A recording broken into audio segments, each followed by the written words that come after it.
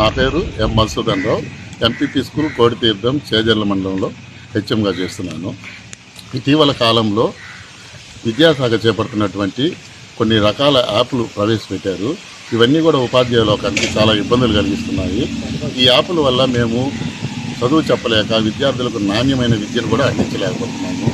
ప్రతిరోజు ఏదో ఒక డీటెయిల్స్ అడగడమో లేదంటే రకరకాల యాప్లు, ఆ యాప్లు కూడా పనిచేయడం వల్ల నిన్న మొన్న ఈ అటెండెన్స్ యాప్లు అయితే దాదాపు 1-2 గంటల పాటు సతాయించాయి.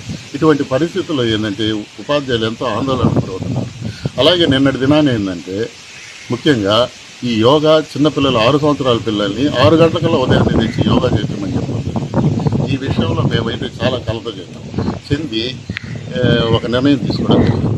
ఇటువంటి పరిస్థితుల్లో ఈ యాప్లకు తలొక్కి ఉద్యోగం చేయలేని పరిస్థితులు వస్తున్నాయి కాబట్టి స్వచ్ఛందంగా పదవి విరమణ చేయాలనేటువంటి నిర్ణయానికి వచ్చి నిన్న ఎంఈఓ గారిని కలిసి ఎంఈఓ ఆఫీస్లో మేము మా యొక్క రాజీనామా లెటర్ని స్వచ్ఛంద పదవి విరమణ రాజీనామా ఇవ్వటం జరిగింది.